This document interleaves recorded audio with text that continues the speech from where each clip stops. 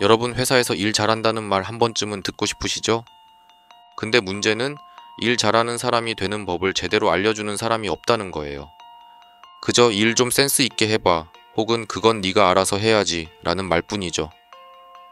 그래서 오늘 영상에서는 실제로 회사에서 인정받는 일 잘하는 사람이 되는 방법, 그리고 바쁘고 지친 직장인도 현실적으로 가능한 자기계발 루틴까지 차근차근 풀어드릴게요. 업무 스킬, 커뮤니케이션, 시간 관리, 성장 전략까지. 단순히 열심히가 아닌 똑똑하게 일하는 방법. 끝까지 보시면 오늘부터 바로 실천할 수 있습니다. 혹시 이런 주제에 관심 있다면 구독, 좋아요, 알림 설정까지 부탁드려요. 앞으로도 직장 생활에 정말 도움되는 실전 콘텐츠 많이 준비하고 있습니다. 그럼 본격적으로 시작해 볼게요. 먼저 회사 도피증이라는 말부터 짚고 넘어가야겠죠. 이건 정식 진단명은 아니지만 사회 초년생이나 입사 초기의 직장인들 사이에서 자주 사용되는 심리적 표현이에요. 회사나 업무에 대한 불안과 부담감이 커지면서 몸과 마음이 회피 반응을 보이는 상태를 말합니다. 예를 들어 신입사원 A씨는 입사 직후 배정된 부서에서 두통과 복통이 심해져 결근이 잦아졌고 결국 퇴사를 선택하게 되었어요. 이런 사례는 드물지 않게 발생합니다. 왜 이런 일이 생길까요? 바로 준비되지 않은 마음가짐 때문이에요. 아르바이트처럼 단기적이고 단순한 업무에 익숙해져 있다가 회사라는 구조화된 조직에 들어서면 그 무게감이 다르게 다가옵니다. 단순히 일만 잘한다고 되는 게 아니라 사람들과의 관계, 조직 내 역할 이해, 나 자신에 대한 조절력이 모두 필요하거든요. 그래서 단순한 회피보다는 스스로를 관리하고 점검하는 자기 개발이 필요해요. 자기 개발은 단순히 자격증을 따거나 공부를 하는 것만이 아니에요. 내가 어떤 업무 스타일을 좋아하는지, 어떤 방식으로 피로를 느끼는지, 낯선 환경에서 어떻게 반응하는지를 알아가는 것도 자기 개발의 중요한 부분이에요. 예를 들어 휴일마다 10시간씩 자는데도 개운하지 않다면 단순한 피로가 아니라 심리적 도피일 가능성도 있어요. 이런 신호를 알아채는 능력, 그리고 그런 신호를 다룰 줄 아는 방법을 배우는 것이 진짜 업무 역량이랍니다. 또 싫은 사람과 일해야 할 때, 업무가 적성에 안 맞는 것 같을 때 대부분의 사람들은 그 상황을 피하고 싶어 해요. 하지만 여기서 중요한 건 이 상황을 어떻게 해석하느냐예요. 이 부서랑 안 맞아 바꾸고 싶어 라는 마음이 들 때 일단은 그 환경에서 조금 더 버텨보는 훈련을 해보는 거예요. 싫지만 한번 해보자. 내가 여기서 배울 수 있는 건 뭘까? 라는 태도가 나를 훨씬 더 단단하게 만들어줘요. 개요 대학 정책관리학부 심화주 교수의 연구에 따르면 낯선 환경에서 스트레스를 받았을 때 이를 회피하지 않고 점진적으로 적응해 나간 사람들이 장기적으로 더 높은 직무 만족도를 보인다는 결과도 있어요. 중요한 건 서두르지 않는 것이에요. 입사 초기에 모든 걸 완벽하게 해내야 한다는 부담을 버리고 내 속도에 맞게 적응해 나가세요. 처음엔 일이 싫고 사람이 불편하게 느껴지지만 어느 순간부터 이 사람 이런 스타일이구나. 이 업무는 이렇게 접근하면 되는구나. 하고 흐름이 보이기 시작해요. 그렇게 적응한 순간 도망치고 싶던 마음이 조금씩 사라지고 자신감이 생기기 시작해요. 여기서 한 가지 과제를 드릴게요. 오늘부터 일주일 동안 하루에 한 가지씩 내가 잘한 점을 적어보세요. 아주 사소한 것이라도 괜찮아요. 오늘은 제 시간에 출근했다. 회의 중에 고개를 끄덕이며 들었다. 메일을 깔끔하게 썼다. 이런 식으로요. 이렇게 나의 성장을 기록하고 인정하는 연습은 자기 개발의 가장 기초적인 훈련입니다. 그리고 한 가지 더, 낯선 상황에서 힘들다고 느낄 때는 이건 내가 성장 중이기 때문에 느끼는 감정이야 라고 스스로에게 말해주세요.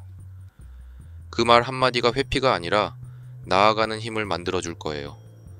업무 능력이란 단순히 일을 잘하는 기술만을 말하는 게 아닙니다.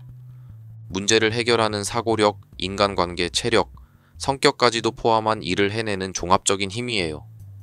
그럼 왜 우리는 능력을 키워야 할까요? 입사 후 6개월에서 1년 사이 회사는 당신을 평가합니다. 같은 교육, 같은 업무를 해도 개인의 노력과 태도에 따라 성장의 차이는 분명하게 드러납니다.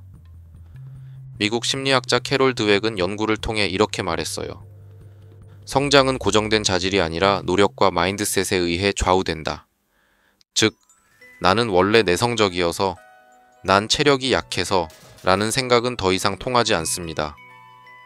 회사는 개인의 자질 차이를 오래 지켜봐주지 않거든요. 노력이 없거나 변화가 없는 직원은 도태될 수밖에 없습니다. 그렇다면 어떻게 해야 능력을 높일 수 있을까요? 첫째, 스스로를 단련하는 습관을 들이세요. 하루에 10분이라도 업무와 관련된 책을 읽거나 경험을 기록해 보세요. 성찰과 기록은 능력 향상의 지름길입니다. 둘째, 기존의 틀을 깨세요. 나는 소극적인 사람이야 라는 고정관념을 깨야 합니다. 성격은 바꾸기 어렵지만 행동은 바꿀 수 있습니다. 작은 도전이 쌓이면 그것이 곧 새로운 나를 만듭니다. 셋째, 평가는 상대적이라는 걸 기억하세요. 내가 정체되어 있는 동안 누군가는 조금씩이라도 앞으로 나아가고 있습니다. 회사에서는 변화 없는 사람보다 변화하려는 사람에게 기대를 걸어요. 저 친구 요즘 좋아졌더라는 말이 들리는 순간 여러분은 어엿한 한 사람의 몫을 하고 있는 겁니다. 넷째, 체력도 능력입니다. 몸이 약하면 아무리 열정이 있어도 실현할 수 없어요. 하버드 의대의 2020년 연구에 따르면 간단한 스트레칭, 수면 습관 개선만으로도 업무 집중력이 눈에 띄게 좋아집니다.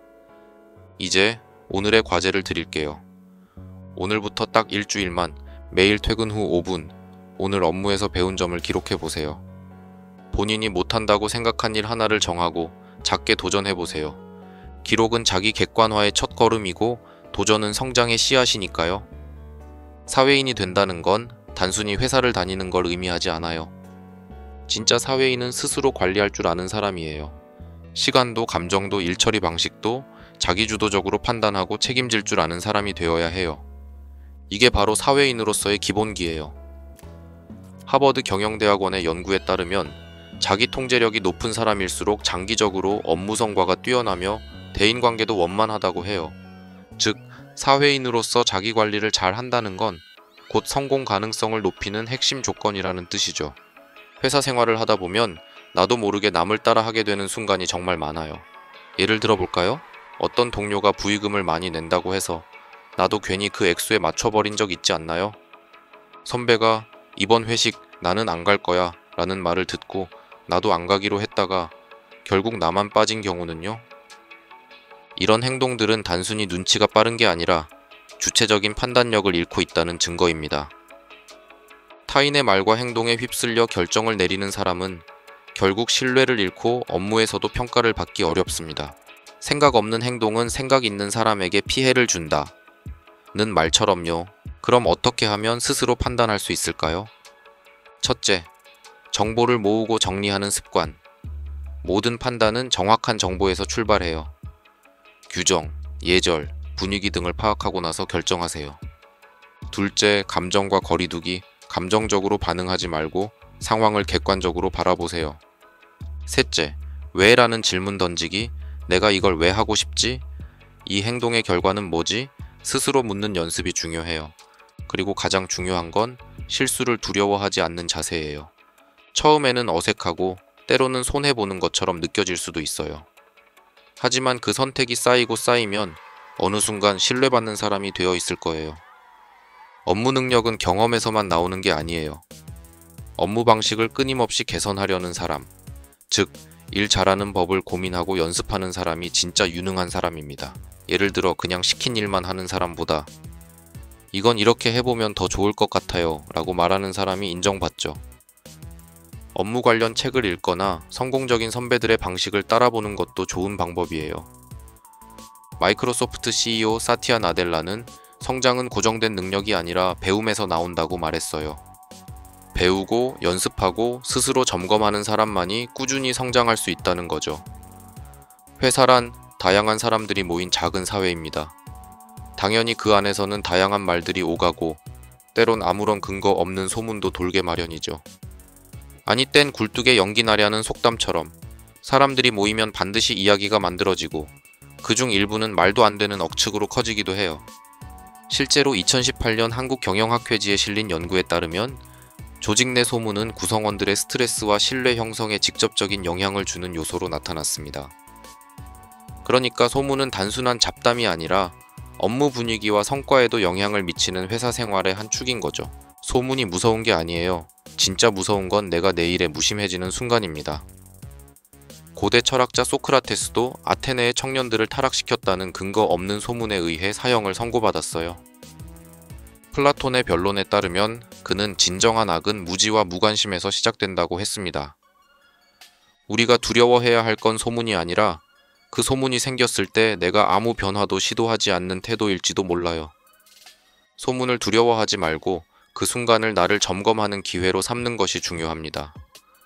유능한 직원은 소문에 흔들리지 않습니다. 이유는 간단해요. 실력이 곧 방패이기 때문입니다. 업무 능력을 키우면 자연스럽게 동료들의 신뢰를 얻게 되고 사소한 말에도 휘둘리지 않게 되죠. 자기 개발은 선택이 아니라 필수입니다. 미국의 심리학자 캐롤 드웩은 마인드셋에서 고정된 능력보다 계속 배우려는 태도가 장기적인 성공을 만든다고 강조합니다. 단 10분이라도 매일 업무 방식에 대해 고민하거나 작은 루틴을 바꾸는 것만으로도 큰 차이가 생깁니다. 내가 성장하고 있다는 느낌이 쌓이면 외부 소음은 점점 신경 쓰이지 않게 되죠. 소문은 본질적으로 진실이 아닙니다. 그저 사람들 사이를 떠도는 이야기일 뿐이고 시간이 지나면 자연스럽게 사라지죠. 2015년 디폰소 앤 보르디아의 조직심리학 논문에서는 소문은 조직 내에서 정보의 공백을 채우기 위해 생기는 경우가 많으며 그 내용은 사람을 거치며 변형되고 확대된다고 말합니다. 그렇기 때문에 억지로 해명하거나 강하게 부정하면 오히려 소문이 더 커질 수 있어요. 잠자코 기다리는 것, 그리고 묵묵히 내일에 집중하는 것, 때로는 그게 가장 현명한 대응입니다. 소문이란 건 일종의 관심이기도 해요. 누군가 내 얘기를 한다는 건 내가 그만큼 눈에 띈다는 뜻이기도 하죠. 사람은 누구나 실수합니다. 하지만 그 실수가 반복되면 결국 나를 평가하는 기준이 되기도 해요. 소문은 억울할 수 있지만 그 속에 나도 몰랐던 내 태도나 언행의 문제점이 있을 수 있어요. 심리학자 토마스 기로비치는 사회적 판단의 오류에서 사람들은 자신이 생각하는 것보다 훨씬 더 타인의 주목을 받지 않는다고 말합니다. 즉, 너무 예민하게 반응하기보다 그 순간을 성찰의 기회로 삼는 것이 더 효과적이라는 거죠.